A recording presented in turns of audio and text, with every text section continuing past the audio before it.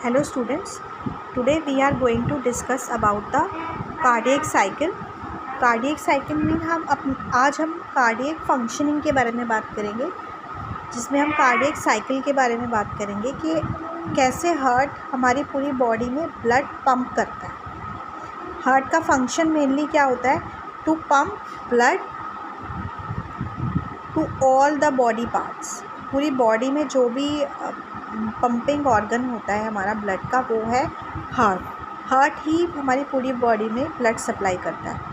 तो इसमें जैसे कि मैंने अपने प्रीवियस वीडियो में बताया था कि हार्ट के अंदर जो एट्रियल, सिस्टोल और डायस्टोल होता है। Systole means contraction and diastole means relaxation.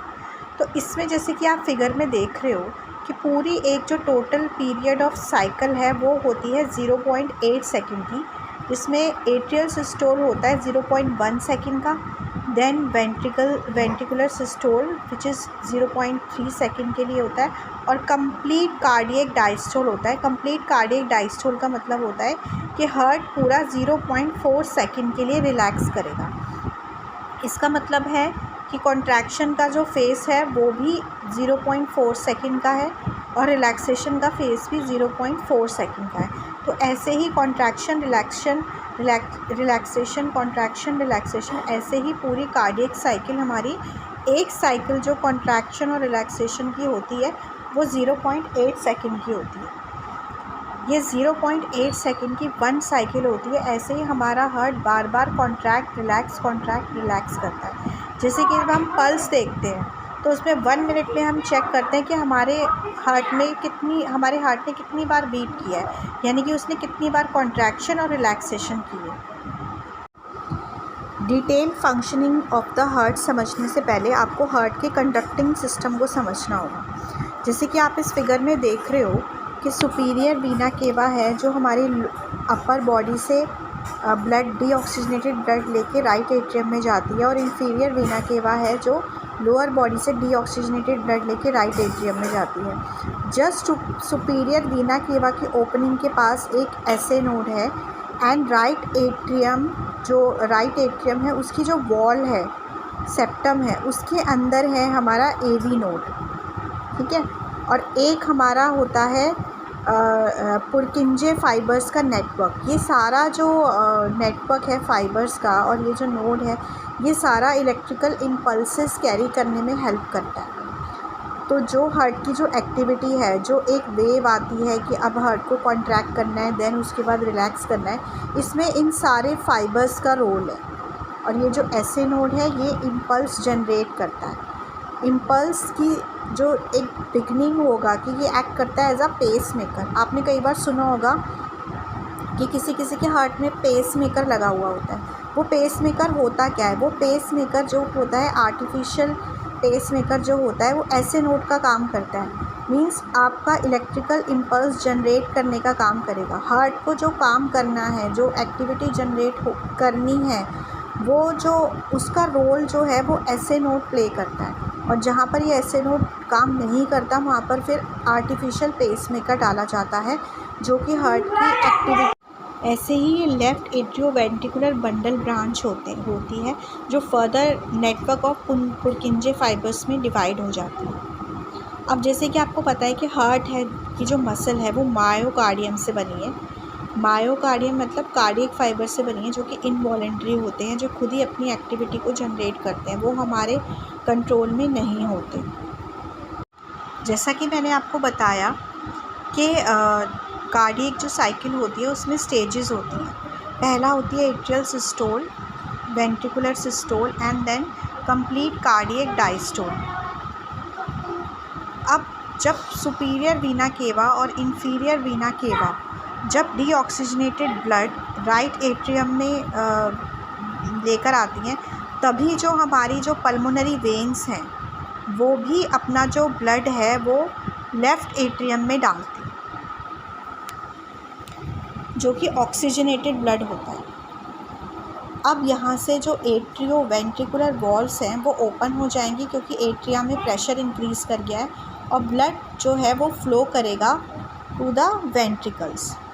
अब ऐसे नोड ट्रिगर करेगा एक वेव ऑफ कॉन्ट्रैक्शन जो कि पूरे मायोकार्डियम में स्प्रेड हो जाएगी, दोनों एट्रिया में स्प्रेड हो जाएगी, और ब्लड जो है वो वेंट्रिकल में चला जाएगा, यानी कि वेंट्रिकल फिलिंग स्टार्ट हो जाएगी। तो ये जो कॉन्ट्रैक्शन का फेस है, जो एट्रियल सिस्टोल का फेस है, ये है 0.1 सेकेंड। ऐसे नोड ने एक इम्पल्स जनरेट किया, एट्रिया आपका ब्लड को वेंट्रिकल्स में डाल रहा है। उसके बाद जो वेव ऑफ कॉन्ट्रैक्शन है वो एवी नोड पे जाएगी। ऐसा नहीं है कि एकदम से वेव ऑफ कॉन्ट्रैक्शन पूरे हार्ट में फैल गया, ये ट्रैवल करता है, लेकिन ये ट्रैवल इतने कम सेकंड के लिए करता है कि कोई इसको मतलब आप इसको रिकॉग्नाइज़ नहीं कर पाओगे।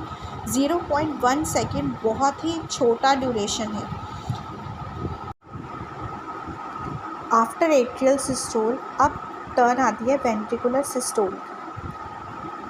ऐसे नोड से जब इम्पल्स ट्रैवल किया तो उसके बाद वो एवी नोड पे जाता है, देन उसके बाद वो जाता है लेफ़्ट एंड राइट जो आपकी बंडल ब्रांचेस हैं, और उसके बाद वो रीच करता है पुरकिंजे फाइबर्स।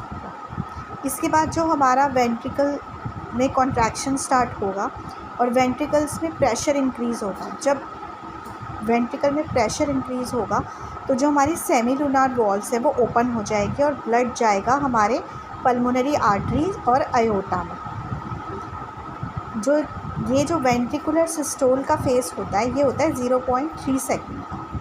तो जो ब्लड में जो हार्ट एक चैम्बर से दूसरे चैम्बर में आता है वो प्योरली डिपेंड करता है प्रेशर पे। जब एक चैम्बर का प्रेशर इंक्रीज़ होगा तभी वॉल्स ओपन होंगी और उससे ब्लड फ्लो करेगा नेक्स्ट चैम्बर में। अब जो हमारा आफ्टर कॉन्ट्रैक्शन, जैसे ये वेंट्रिकल्स का कॉन्ट्रैक्शन हो गया, उसके बाद एक कंप्लीट फेस आता है कार्डियक डायस्टोल का, जो कि होता है 0.4 सेकेंड।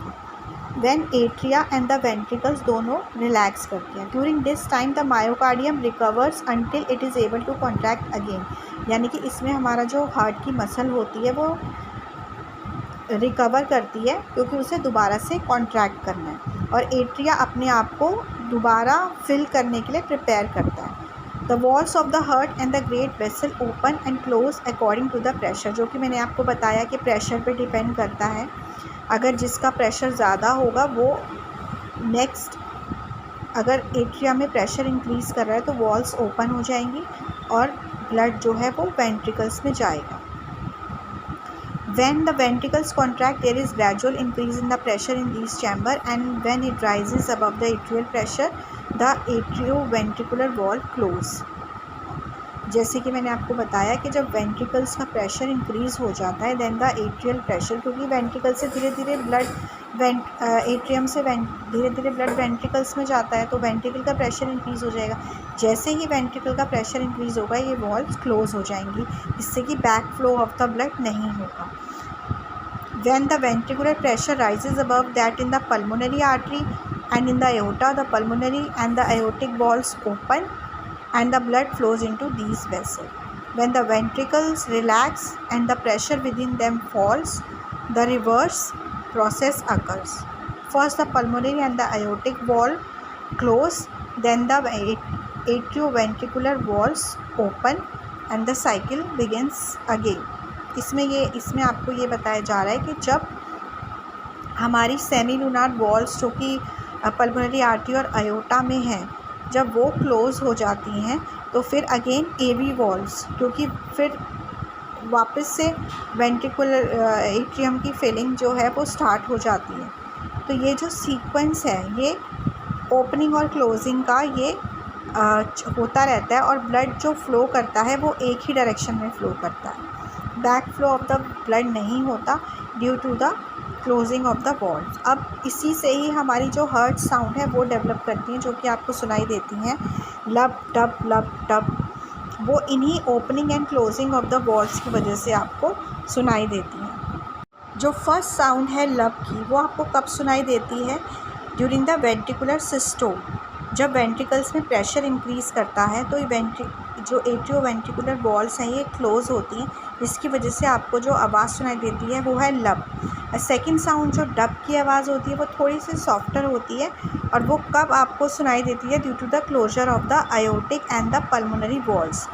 अब ये आयोटिक और पल्मोनरी वॉल्स कब क्लोज़ होती हैं? जब आपका वेंट्रिकल्स का प्रेशर डिक्रीज़ कर जाता है और ब्लड जो है वो पल्मोनरी आर्टरी और पल्मोनरी वेन में चला जाएगा। दैट मीन्स अब एट्रियल सिस्टोल स्टार्ट होने वाला है, यानी कि ये एट्रियल सिस्टोल के समय पर ये आपको आवाज़ सुनाई देगी डब की, क्योंकि जो आयोटिक और पल्मोनरी वॉल्स हैं वो क्लोज़ हो गई।